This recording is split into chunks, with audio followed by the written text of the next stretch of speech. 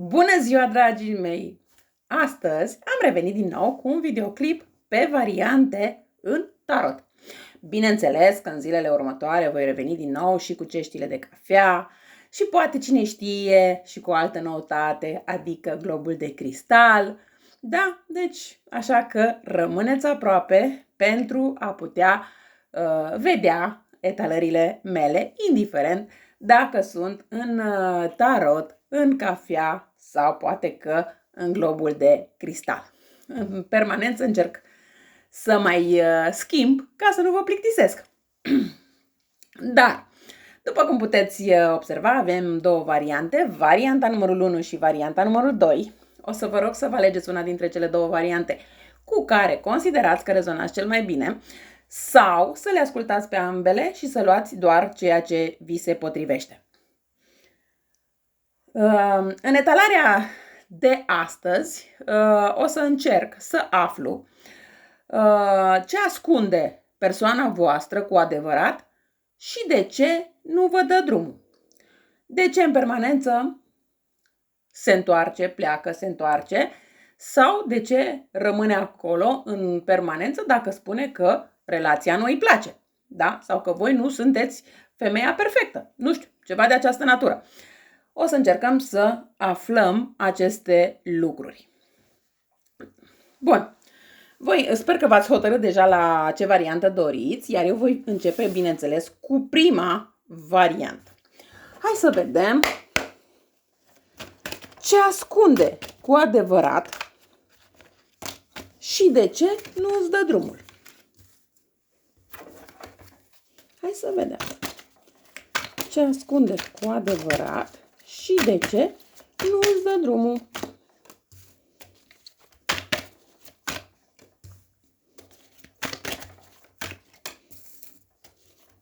O să extrag cărți în funcție de câte simt, nu am o regulă.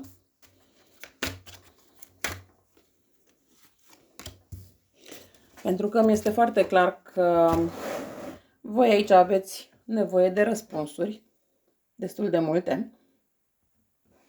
Bun, nu cred că întâmplător ați ales această variantă 1, pentru cei care ați ales această variantă 1. În același timp, dintr-o dată, mi-a venit în minte un exercițiu pe care este foarte bine să-l faceți dacă vreți și dacă doriți. Dar întâi voi spune ce reprezintă cărțile, ce vor să vă spună cărțile și mai apoi, la finalul variantei 1, da, o să vă spun și exercițiul care mi-a venit imediat în minte pentru a-l face și să vedeți ce simțiți în primul rând, dar și ce se schimbă în primul rând în interiorul vostru, dar și în relația voastră. Dacă doriți, bineînțeles. Dacă nu, nu e niciun fel de problemă. Bun, păi în primul rând aici, privirea în aceste cărți spun o poveste destul de dură, dar în același timp și destul de clar. Ce ascunde cu adevărat partenerul vostru? Păi, în primul rând, acest bărbat pot spune că, datorită acelui magician care a ieșit în etalarea noastră, dar datorită faptului că avem și luna, asta spune faptul că el are așa o fațadă. Este genul de persoană care creează o iluzie. Cineva care știe să vă manipuleze destul de ușor. Nu neapărat că te manipulează pe tine ca persoană, ca ființă, da? Nu că te ia dintr-un loc și te pune în celălalt, ci mai degrabă aș putea să spun că îți manipulează percepția. Cu alte cuvinte, sau mai bine zis pe înțelesul vostru, se preface că îți oferă totul, dar în realitate controlează totul. Controlează firul narrativ, controlează acolo unde merge relația, pentru că această relație din punctul său de vedere, trebuie să meargă acolo unde își dorește el. Aici este multă frică pe care voi o simțiți, dar și foarte multă confuzie mentală. Și îmi este foarte clar că acest partener nu ți se arată așa cum este de fapt. Ascunde foarte multe intenții, emoții sau poate chiar acțiuni. Minte destul de mult, voi cred că v-ați dat seama, dar a știut cum să vă manipuleze în așa fel încât minciuna să pară adevăr. Minte inclusiv subtil, dar minciunile sale fac în așa fel încât voi să vă îndoiți de voi, nu de el. Aici mai pot spune că își dorește controlul în relație, în absolut tot. Nu este nici genul de persoană care să cedeze ușor. Vrea să pară că are viața sub control. Dar în realitate conduce cu forță această persoană și nu cu echilibru. Pentru acest partener aș putea să spun că e mai important pentru el să câștige decât să iubească sincer. De ce nu îți dă drumul? Păi nu îți dă drumul pentru că te ține în viața lui pentru confort emoțional și chiar imagine pe care o are datorită ție. Poate îi dai afecțiunea pe care nu o are acasă sau nu o are în altă parte. Poate îl ridici într-un fel sau altul. Sau chiar îl susții. Poate fi și o susținere morală, dar poate fi inclusiv și o susținere financiară. Dar ce pot să spun este că acest partener al tău este destul de imatur.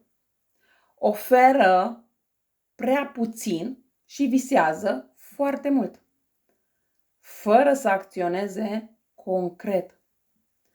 Poate îți promite multe lucruri, dar asta nu înseamnă că le și livrează. Acest bărbat este destul de visător, dar în același timp este chiar un fugar. În permanență visează la alte orizonturi, dar pe tine te ține înapoi. Cumva pe tine nu te lasă să te ridici mai departe, să mergi mai departe pe calea ta, indiferent dacă vorbim de calea vieții, adică să-ți găsești o altă persoană, sau dacă vorbim de partea profesională în care să poți să te ridici. Pentru că nu știe că dacă tu te ridici mai mult decât ești în acest moment, el se simte, micuț pe lângă tine. Oricum se simte micuț pe lângă tine, dar datorită faptului că te are lângă el, se simte măreț, se simte rege. Și nu te va lăsa să pleci așa ușor, pentru că știe că ești foarte valoroasă. Dar în același timp nu este suficient de pregătit să se schimbe sau să își dorească să schimbe ceva pentru tine, pentru relația voastră. E acel gen de om care vrea să păstreze în permanență o ușă deschisă. Depinde de tine cum faci această mișcare și nu de el. Ce ar face un partener sănătos în locul lui? Păi, în primul rând, ar fi transparent cu tine și n-ar lăsa să intre confuzia între voi doi. Ar comunica sincer și fără promisiuni goale. Un partener sănătos ar fi dispus să vulnerabilizeze, să își asume greșelile și să coopereze, nu să controleze. Am și câteva sfaturi pentru tine. Depinde dacă vrei să le iei în calcul sau nu. Oprește-te din a-l salva. Dacă el nu luptă pentru lumină, tu de ce să te pierzi în întunericul lui? Pune limite clare. Vrei adevăr sau vrei iluzii? Singura care decide ești tu. E timpul să te întrebi: ce parte din mine se mulțumește cu atât de puțin? Acolo vei găsi cheia eliberării tale de această relație, de acest partener. O să îți ofer și 4 întrebări destul de tăioase, întrebări, aș putea să spun, destul de dure, dar întrebări care, dacă tu îți răspunzi la ele, este posibil să-ți dai seama unde este problema și ce ar trebui să faci pe mai departe. Prima întrebare sună așa: ce îți promite și nu respectă? A doua întrebare: de câte ori te-a făcut să te simți vinovată pentru că ai cerut ce e firesc? Dacă o prietenă ți-ar povesti aceleași lucruri, ce îi spune? De ce ai lăsat inima ta în mâinile unui om care trăiește din trucuri? Bineînțeles că aici tu ești femeia care știe, care simte ce este în inima ei, în sufletul ei, în corpul ei, dar ține cont de un lucru: nu ești nebună, nu ești exagerată, așa cum îți spune el. Doar ai fost manipulată subtil, picătură cu picătură. Iar acum, așa cum am spus de la început, o să vă spun și un exercițiu de eliberare înapoi la voi. Așa se numește exercițiu, înapoi la mine. Și, bineînțeles, că dacă o să doriți să-l scrieți, puteți revedea videoclipul și să îl scrieți. Dacă nu, este suficient să ascultați și să faceți acest exercițiu măcar o dată pe săptămână, dacă îl faceți, și tot este bine. Dar îl puteți face și acum o dată cu mine.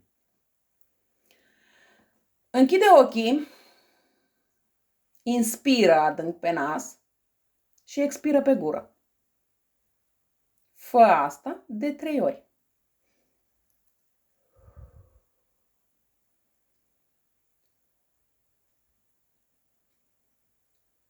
Lasă corpul să se liniștească. Simte cum greutatea pleacă de pe umeri. Imaginează-ți că în fața ta stă partenerul tău. Gândește-te la numele lui, indiferent cum îl cheamă. Nu spune nimic, doar uită-te la el. Observă postură, expresie, energie. Simte cât de mult ai dat tu pentru această persoană. Cât ai încercat, cât ai dus tu în spate care nu-ți aparținea. Vizualizează un fir gros de energie care vă leagă din pieptul tău în pieptul lui. Observă ce culoare are. Cum se simte? Ce transmite?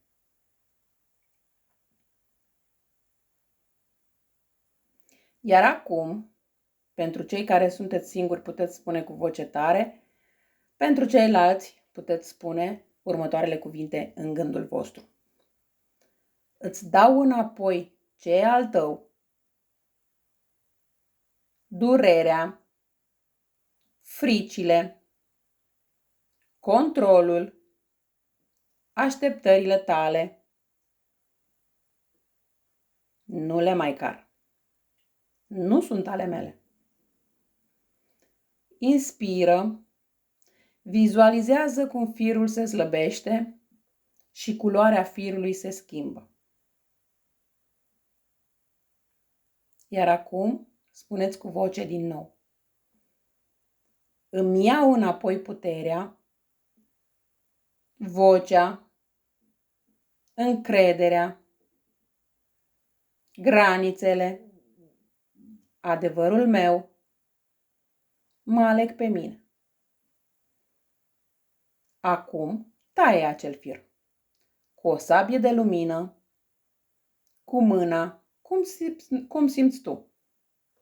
Dar important că îl tai.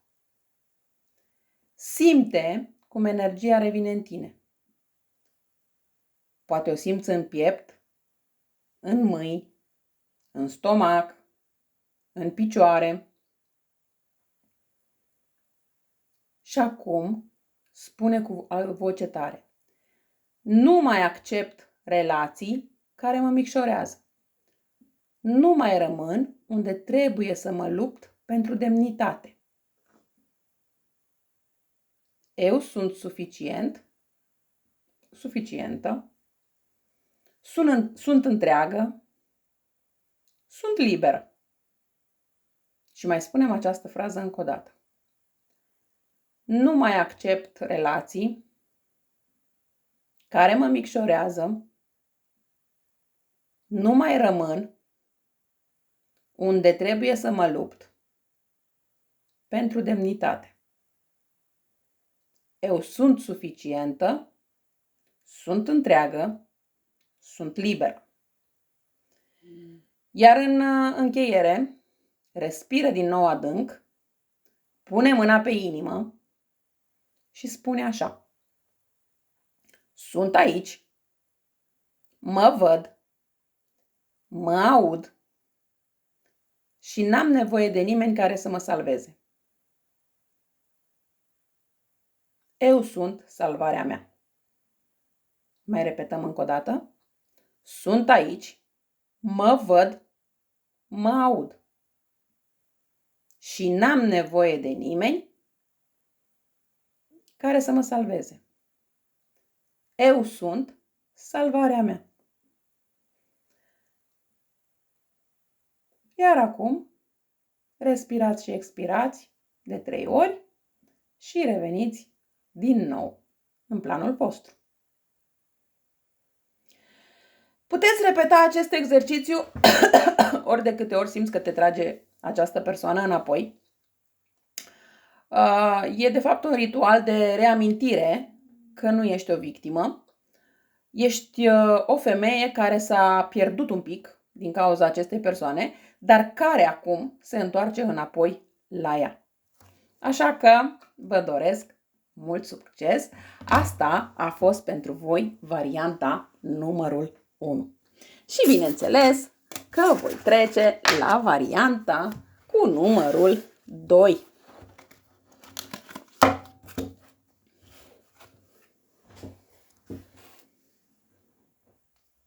Bun, haideți să vedem și pentru cei de la varianta numărul 2. Wow! Opa, sunteți destul de dezamăgite, supărate, din câte văd aici în această situație.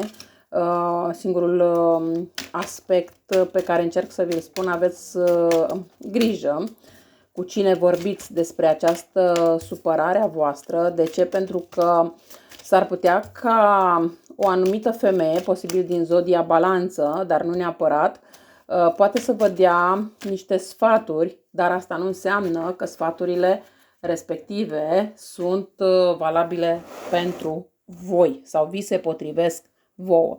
Într-adevăr, poate că am mai dat aceste sfaturi și altor persoane și poate că s-a potrivit, dar asta nu înseamnă că și în cazul vostru. Așa că, din acest punct de vedere, puțină atenție. Sau poate să fie vorba despre o persoană care vă dezamăgește sau v-a dezamăgit destul de mult.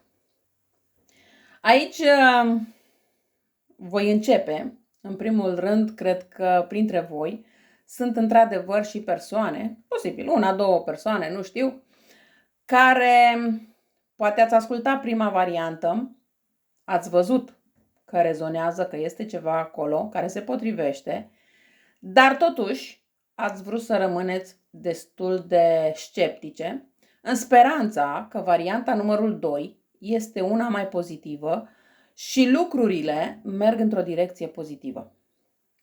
Și nu este chiar atât de tragic pe cum se spune. Ideea este că dacă vă uitați doar la aceste etalări, doar ca să aflați doar lucruri pozitive, îmi pare rău să vă spun, dar eu nu sunt așa. Prefer să vă spun ce iasă în cărți, indiferent cât de dur ar fi, indiferent cât vi se pare vouă că eu sunt răutăcioasă și că încerc să scot la suprafață doar lucrurile negative, dar prefer să vă trezesc un pic la realitate dacă este cazul. Așa că pot să vă spun din start că această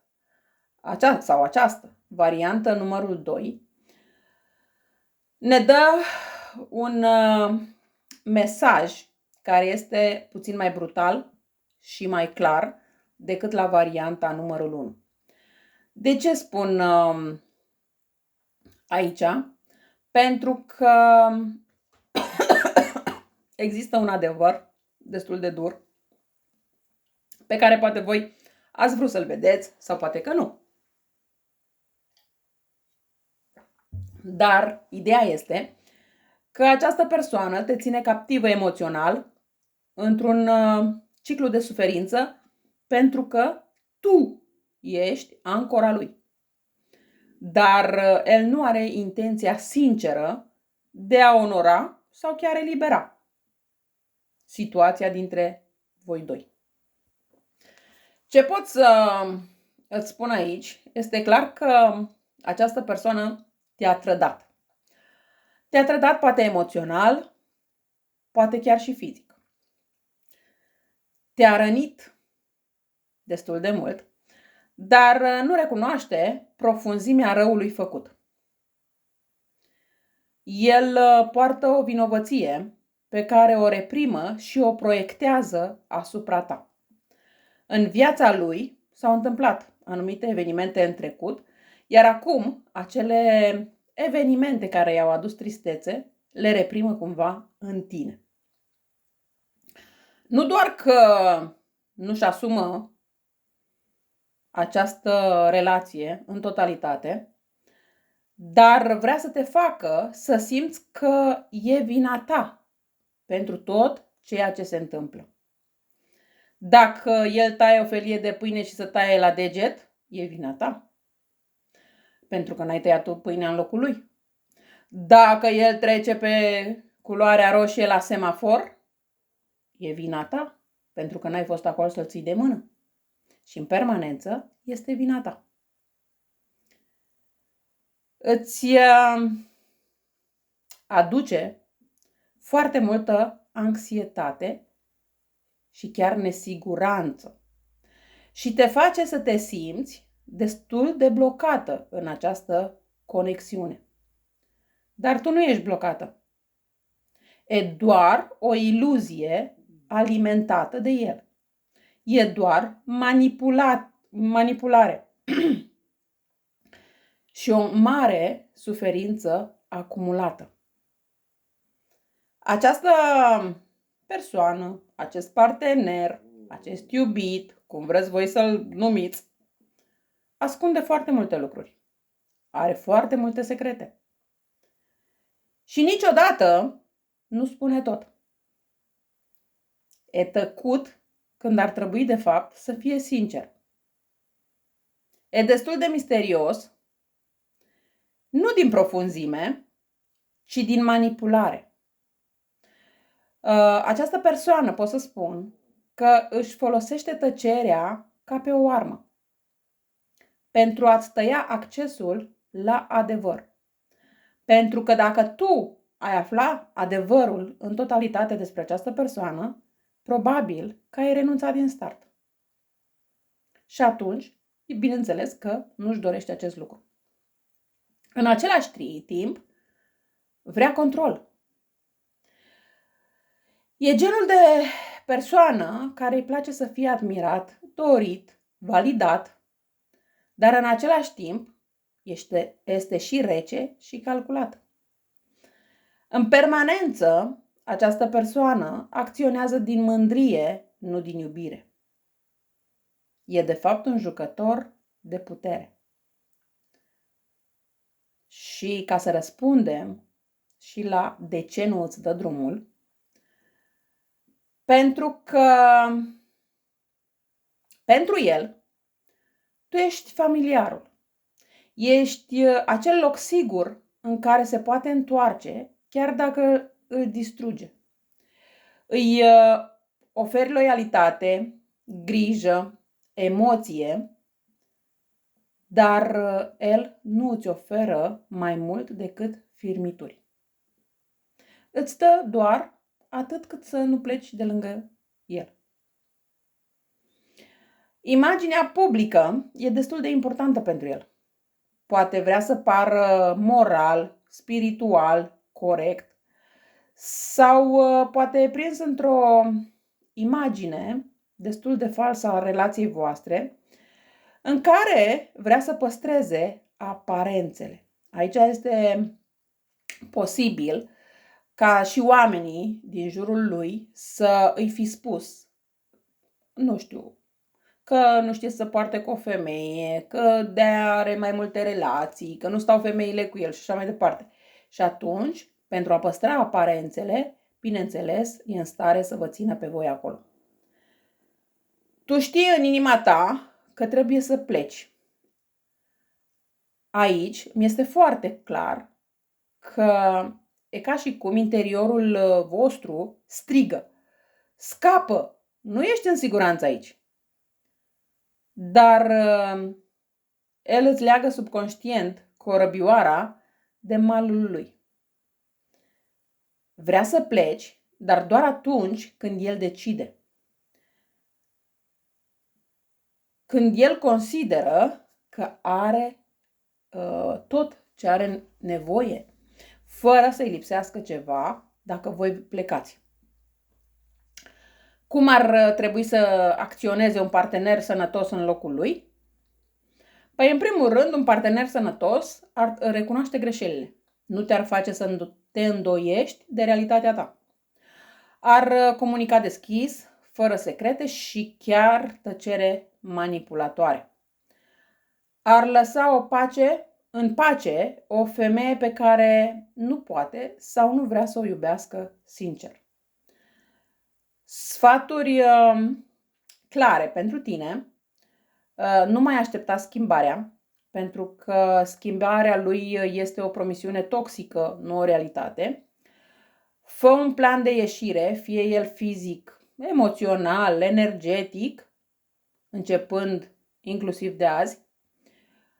Poate să fie un gând, poate să fie o decizie, poate să fie un pas. Da? Încetează să justifici durerea cu iubire.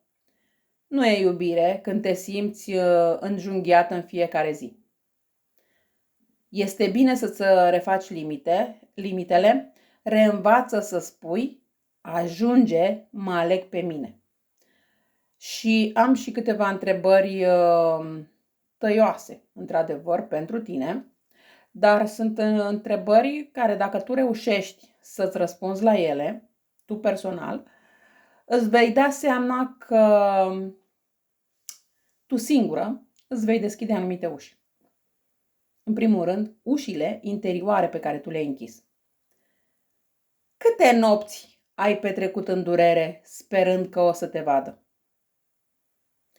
Ce parte din tine mai crede că meriți să fii tratat așa? Dacă mâine ai fi eliberată complet, cine ai redeveni? Ce pierzi tu în fiecare zi în care rămâi legată de el? Răspundeți-vă voi la aceste întrebări Și puteți să răspundeți inclusiv în gândul vostru, puteți să răspundeți în scris și mai apoi să recitiți întrebările, după care puteți să aruncați foaia de hârtie sau să o ardeți, pentru că este o reflexie pentru voi, nu pentru altcineva. Iar așa cum am făcut un exercițiu cu cei de la varianta numărul 1, la fel voi face și cu voi. Cu voi, într-adevăr, este mai degrabă un ritual de tăiere a legăturilor energetice. Dar nu este orice ritual, este un ritual pentru femeia care s-a săturat să fie ținută captivă emoțional, care vrea să rupă lanțurile invizibile, care vrea să rupă vinovăția, speranțele false și orice fir care o leagă de un bărbat care doar ia, fără să dea. Așa că depinde doar de voi dacă vreți să faceți acest ritual sau nu.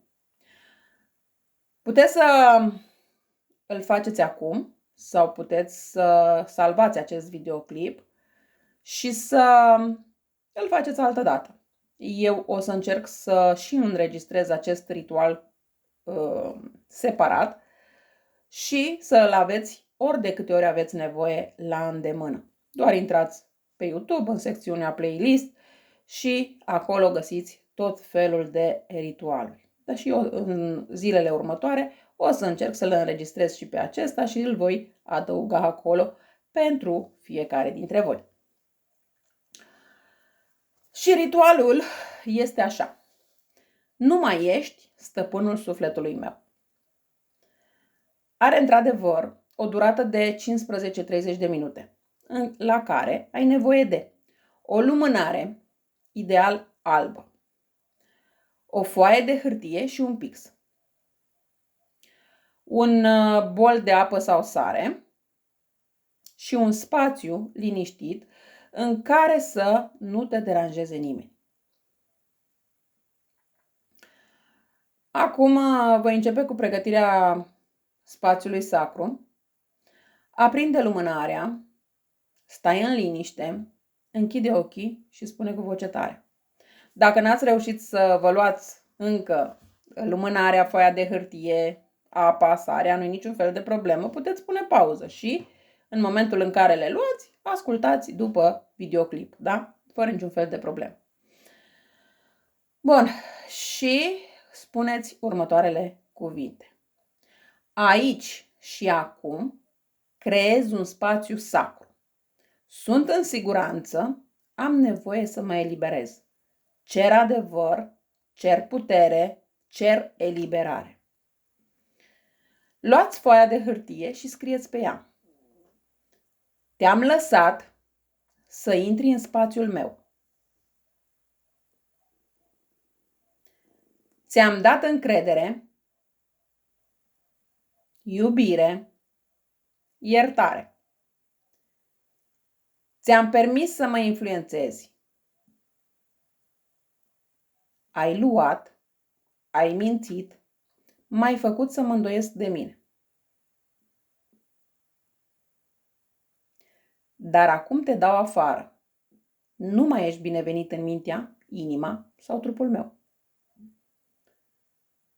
Rup toate legăturile nevăzute dintre noi. Legături de vină, promisiuni, speranțe, frică sau nevoie. Nu mai îmi ești necesar. Mă aleg. Mă eliberez. Mă întorc la mine. Dacă mai simțiți nevoia să scrieți ceva pe această hârtie, puteți să scrieți. Scrieți tot ce vrei să-i spui, fără niciun fel de filtru. Toarnă tot ce ai pe inimă, tot ce n-ai avut voie să spui cu voce tare. După ce ai terminat de scris, ține hârtia în mâini, inspiră adânc, expiră și inspiră de 3 ori. Vizualizează toate legăturile dintre tine și el ca niște fire groase, negre, care ies din corpul tău. și spune: cu fiecare respirație tai aceste fire. Nu mi mai aparțin. Nu mai am datorii față de tine. Eu sunt a mea. Rupe hârtia sau arde-o în siguranță. Las-o să se dizolve. Apoi, înmoaie-ți mâinile în apă sau presară sare peste ele. Și spune: mă curăț de orice energie care nu e a mea. Mă simt din nou în pielea mea. Sunt liber. Apoi, ridică-ți capul, pune mâna pe inimă și spune cu voce tare: vocea mea contează. Viața mea contează. Dragostea mea nu se mai risipește în gol. Aleg adevărul. Aleg să fiu întreagă și nu mai dau din mine celor care nu știu să primească. Stinge lumânarea și spune: așa este, așa va fi, așa s-a rupt.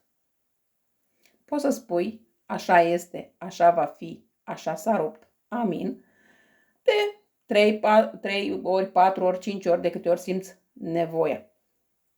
După care îți reiei viața de zi cu zi.